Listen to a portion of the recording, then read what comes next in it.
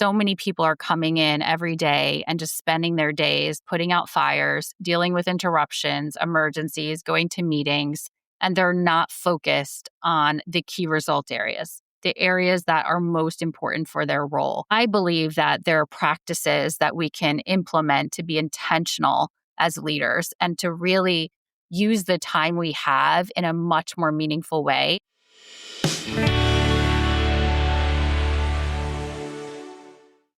Welcome to Evoke Greatness, the podcast for bold leaders and big dreamers who refuse to settle. I'm your host, Sunny. I started in Scrubs over 20 years ago, doing the gritty, unseen work, and climbed my way to CEO. Every rung of that ladder taught me something worth passing on. Lessons in leadership, resilience, and what it really takes to rise. You'll hear raw conversations, unfiltered truths, and the kind of wisdom that ignites something deeper in you.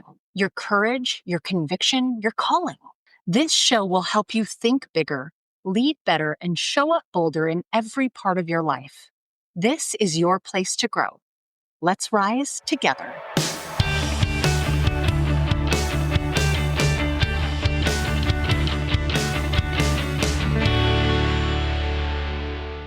Welcome back to part 2, where real leadership begins, with my guest, Laurie Maddalena. In part 1, we talked about the moment leadership needs to evolve. In part 2, we explore what happens next. This episode is about confident coaching, navigating uncertainty without burning out, and creating the kind of clarity and psychological safety that allows teams to think, challenge, and perform at a higher level. Okay, let's hop into it.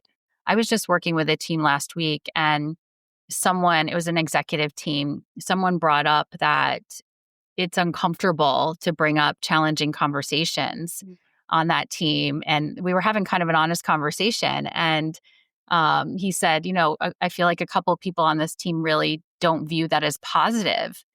And so one of the strategies I said to this person, I said, next time there starts to be a little bit of conflict, we're not talking about destructive conflict, but most of it is constructive. When there's constructive conflict, the next time that starts to happen and you feel like someone's going to shut that down, just interject and say something like, this is really great. We need to continue this conversation and not stop because we're really getting to some good ideas here, and acknowledge that you're comfortable with it. And the more that maybe more people do that on the team and it's not viewed as silence, as these two people are arguing, and you're advocating for it and encouraging it, over time, maybe they can make that shift into really having some of those constructive conversations that are really necessary. I love that suggestion. I mean, that is something that people can take and in their next meeting, apply it real life for the practical application side of things. And it's almost like trial and error, right? Try the things. Sometimes they land flat. Sometimes it creates even more of an uncomfortable space in the room. And that's okay. Because if we're continuing to try these things, we're almost seeing, hey, what lands well, what went a little sideways, or what fell flat altogether. And then I think you can continue to shape that and progress forward with it. That's right. And I know you talk a lot on your podcast about overcoming mediocrity. And I think these are ways that we can do that, is not just accepting that, we're all going to go along, but start to implement some of these things. I think that's a very safe way to do it. Every team is different, but to not just take the status quo. And this is really what I'm on a mission for leadership in our companies, is most of them are status quo, mediocre. And there are so many ways we can elevate leadership and ways we can be much more intentional with our staff and revolutionize how we see leadership as a true profession that has an impact on our employees well-being.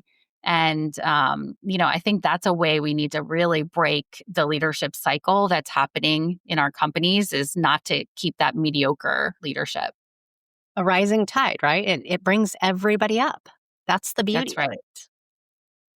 You identify 6 leadership saboteurs. Curious, what do you think, or which one do you think quietly undermines even those most experienced leaders? And how then can they get past that? Yes. So the six leadership saboteurs are those behaviors, mindsets, elements that can get in the way. And I want to first say that I believe we all experience at least one, usually more than one in our career. So this isn't, oh, I don't have any of those. I'm great. It's more of an evolution through these things. And they can even pop up later in our career. So if we're taking on more responsibility or our influence grows, we get a promotion, sometimes those saboteurs can get in the way of us being effective. I'd love to share too, if you're okay with Yes, that, because I think please. there's in my mind right now, there's two that are competing that I think are the most prevalent that I see right now in today's environment. And one is lack of focus. So many, we talked about reactive leadership. So many people are coming in every day and just spending their days putting out fires, dealing with interruptions, emergencies, going to meetings, and they're not focused on the key result areas, the areas that are most important for their role. I believe that there are practices that we can implement to be intentional as leaders and to really use the time we have in a much more meaningful way so that we're not working constant hours and weekends. And I think this is a huge problem.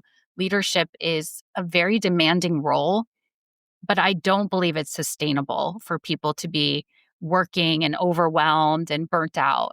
And so, lack of focus is more challenging now because things are constantly changing. The pace of change is accelerating and the priorities are changing a lot. And so, people are from here to there and here. And so that can get in the way of great leadership is when you're not focusing on the most important things, or you can't get your team to focus on the most important areas and priorities. And so this is why creating clarity for ourselves and for our teams is so important. The other one I think gets in the way the most is lack of delegation. And I see this at the most senior level, even of leaders who, like I described before, sometimes when you're promoted from a technical role to a leadership role, you hold on to those technical pieces. And I know this has been one for me that not only was probably the saboteur I've had to work to overcome in my leadership career, evolving, but even to this day is something I have to be very conscious of is delegating. And I remember when I was promoted to director of human resources, I was about 3 months into that role. And my manager, the VP, had a meeting and she said, Laurie, I didn't promote you for you to do the things that you were doing before. You should Mhm. not be fixing payroll issues. You should not be answering benefit questions. You should be focused on creating leadership programs for our team and these more strategic areas. And up until that time, I had equated my professionalism and my value with my technical HR experience. I thought that was the value I brought. And I didn't make that mental shift to now this leadership role requires different competencies. And I'm very fortunate she gave me that feedback because I started to become more conscious and work. I had to really work to understand how to delegate appropriately and not dump. And this is something that I think many, many leaders are challenged with. They hold on to the technical, whether it's they're afraid to let go, they don't trust their team, they don't have time often. They think they don't have time. And so they'll do something that takes 10 minutes, but they could take 30 minutes to offload that, and longer term that makes more sense. And so it's this cycle that gets in the way from being able to focus on the leadership, like coaching your employees and appreciation and feedback. You're not going to find time for those things if you're constantly in the weeds. And so those are the two most common that I find that can keep leaders from really getting to that next level and elevating and being really effective. Yeah, the lack of clarity, lack of focus, I think is a big one. Because to your point earlier, there's fires, there's the opportunity for fires Mhm. all the time. Our attention can get drawn down into the weeds where we can end up pulling other people down with us. And the problem with that is if you are not aware of that piece and you don't kind of grab a hold of the situation and say, okay, we've been working in the business. Now let's kind of rise up and back out of that a little bit to work on the business. there is the opportunity, the unintended consequence, to be blindsided by something because your focus was on maybe one of the little things or your lack of focus wasn't on the big thing. That's right. And again, I think this is so important for in our workplaces today is to be able to get to that point where you are so much more intentional. And, a big piece of this book, clearly, I'm writing this book for leadership strategies, want to help people become more confident and effective leaders. But another overarching piece of this is that I see so many leaders who are in this unsustainable cycle of reaction, and it's impacting even their personal life, where they feel like I can't enjoy my personal life. I have to log on at night or I'm working weekends. And I find that trying to catch up has the opposite effect of what we think. That this propensity to add more hours doesn't help alleviate the stress. It adds to it because now we're exhausted and we're not showing up as our best. And so that intention piece of how are we being intentional about every part of our day? Are we coming in and blocking time for the most important key result area so that we can make traction on that? Are we blocking meetings to have coaching sessions with our employees?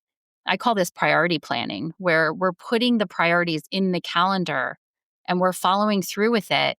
These practices sound simple, but most people are not doing them.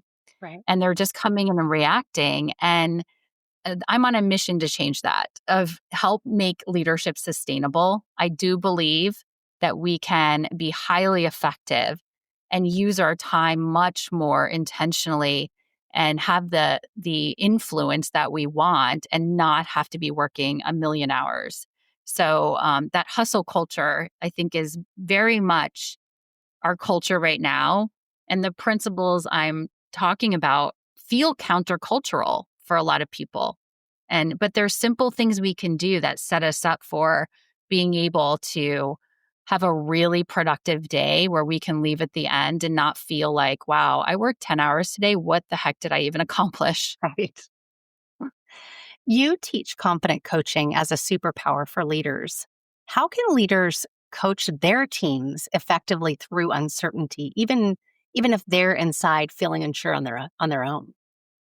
Yeah, I think this comes to really being curious and asking more questions that you can go in, even if it's an uncertain time. I think we can acknowledge that, wow, we have a lot going on right now. And why don't we take a step back and look at what's on our plate? What do you think is the most important priority we should focus on? Tell me what's on your plate. What's your experience right now? What is your team struggling with? What's your biggest challenge? The more that we can create those environments for deeper conversation so that our meetings are not task focused on where are you on that project. I mean, I think there's value in that, but most people are using their meetings in a very task oriented way and not a way that digs deeper to help support our employees.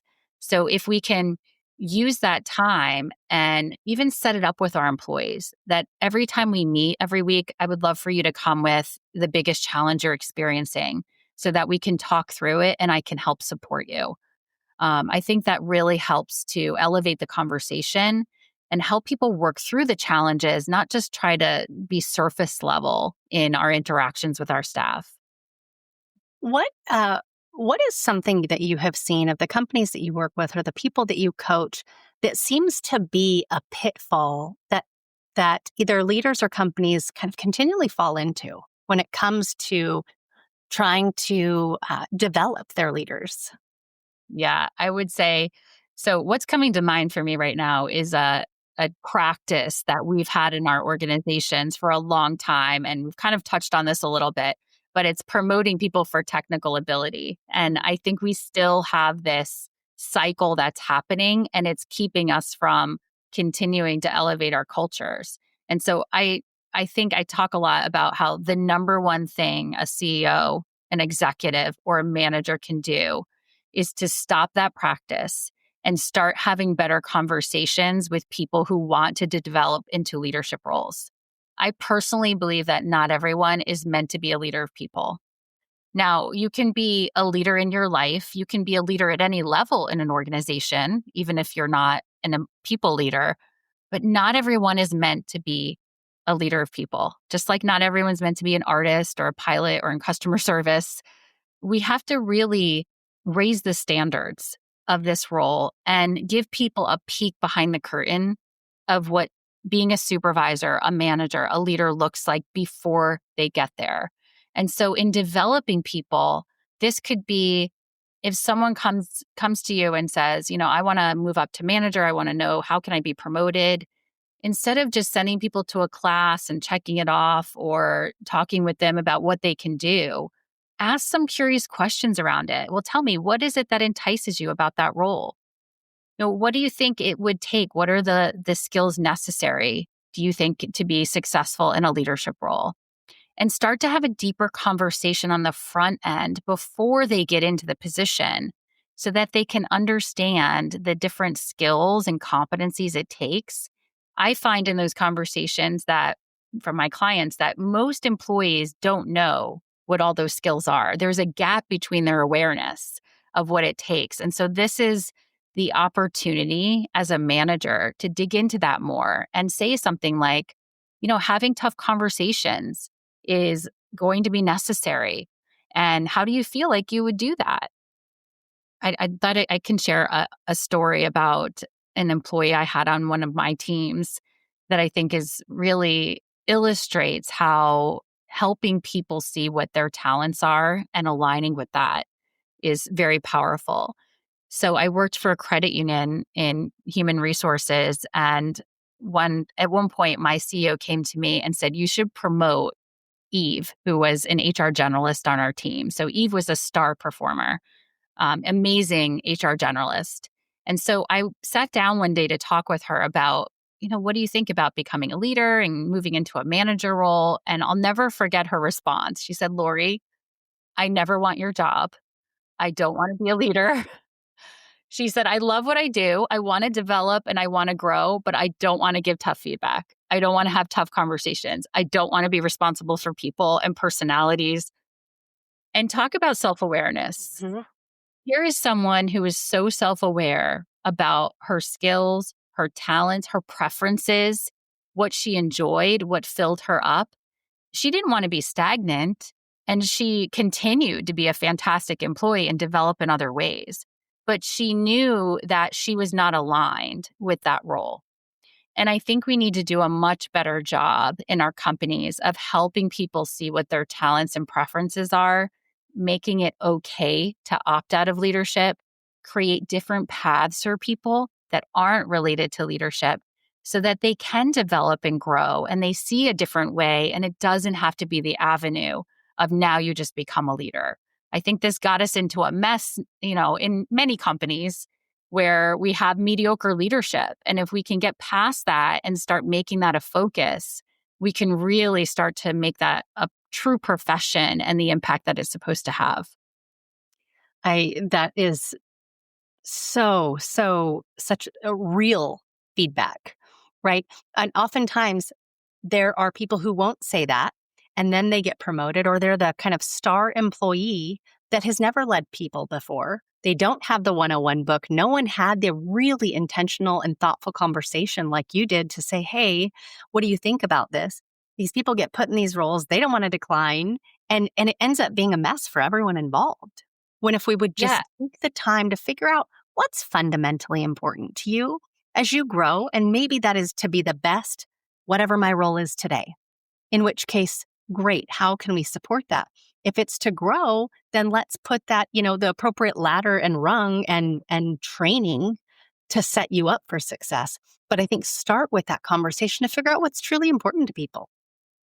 You're right, because when we go ahead and we just start promoting and we don't have those deeper conversations, as you said, it becomes a mess. And it's really hard for someone who's now been promoted into a role to now come and say, "You know what? I don't know if this is the right fit. I want to go back." Going back is not easy. People want to save face, right? Or they don't feel like, "Gosh, I've been put in this role. Now I have to try to succeed here, and I'm not set up the right way." So I absolutely agree. I think we need to really have these conversations and make sure we're setting those people up for success in their roles and doing it in a way that, again, aligns with their values and help people see that. And that might even be in some cases where someone wants to have your position one day and you're developing there and they leave the company for a better opportunity. That's success in my eyes as a leader, is when we understand who our employees are, where they bring their talents, and how we can help them on their own path, not just this one path. Yeah, love that. If every listener could walk away embodying one principle from the elevated leader, what would you want it to be and why? I think that would be moving from fixer to facilitator. If you can move out of fixing and telling and leading everything to being more curious and becoming more of a facilitator in your role by asking questions, helping to instill ownership, stepping back and giving people autonomy, it can really have a big impact on how you lead and how people step up into their roles. Yeah, it could change your life personally as well. Like there are ripples when we decide to lead differently that actually impact us professionally, and that's the beauty of growth is it impacts all elements of our lives. That's right. That's right. Well, as we're wrapping up, I've got one more question, and it's a question I love to ask everyone, and that is, of all the things that you have lived and learned and experienced thus far in life, if it were your last day on earth and you could only impart one piece of wisdom with the world, what would it be? That would be to define what success is to you holistically, and then to be intentional in living your life in that way. I think that I know as I'm getting towards, I'd say middle age, I'm middle age now, I'm really reflecting on life a lot differently. I have 3 kids between the ages of 11 and 14. And I remember those days when people would say, "Oh, you're going to miss these days," when the kids were really, really little. And I would get so frustrated by that because I would think, you don't remember what it's like in the trenches with small kids. And now I get it. I see how time is moving fast. And I see so many people who outwardly look successful, but inwardly they're miserable. And they have, what you might think of as material success, but they don't have a peaceful life or great relationships, or they don't enjoy life. A lot of leaders I know are working weekends and they're not enjoying life. And I'm a big proponent of enjoying life as it goes along. So my advice would be to make sure that your success, your definition is really holistic for your whole life, and really take inventory of that. I ask myself a couple times a year, what's working well? What's not working well? And what do I crave more of in my life? And just as an example, I was thinking about this earlier this week, and I've had, with the book launch and with my clients, and I love what I do, but I've noticed that I've been packing my schedule pretty full. And going into 2026, I want to be intentional about creating more space, some more peace, and some more buffer so that I can be at my peak energy, but also enjoy my family and not feel like at night I'm trying to get my kids to bed so fast because I'm stressed out. And so I think we're always evolving as human beings. We're not perfect. There's always room to grow. And if you're asking yourself these questions so that you can live a really high quality, wonderful life and not just be a great leader, but have a great life. I resonate deeply with that where I am in life as well. So I feel like I can receive that very well. I'm sure many people can. Well, you have obviously been running with the release of your book and doing lots related to that. Most of what we talked about today go right to the book. So make sure to pick up a copy. Want to also talk about the course that you have coming in January. Yes, the course is The Elevated Leader, and this is a deep dive into the principles that I share in the book. And so it's 7 sessions where leaders can really get that support, that community, and take action on those so that they can set themselves up to elevate their leadership and their life. Excellent. Well, I will put everything in the show notes, but I would love for you to share where can people find out more about you, follow you, sign up for that course, get the book. So my website is lauriemaddalena.com. And then I would love for people to follow me and connect on LinkedIn and Instagram. Excellent. Well, I thank you so much for what you're doing to amplify voices, to elevate leaders with your continued work from your lived experiences. I think it's Ed Milet who said we are uniquely qualified to coach those who are where we've been. And I think you're doing a beautiful job of that as you continue to spread that out in the world. So thank you so much for making time to be on. Thanks so much, Sunny. I've enjoyed our conversation.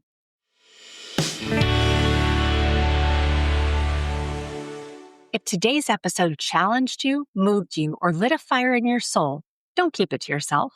Share it with somebody who's ready to rise. Could I ask you to take 30 seconds to leave a review? It's the best way to say thank you and help this show reach more bold leaders like you. Because this isn't just a podcast, it's a movement. We're not here to play small. We're here to lead loud, one bold and unapologetic step at a time. Until next time, stay bold, stay grounded, and make moves that make mediocre uncomfortable.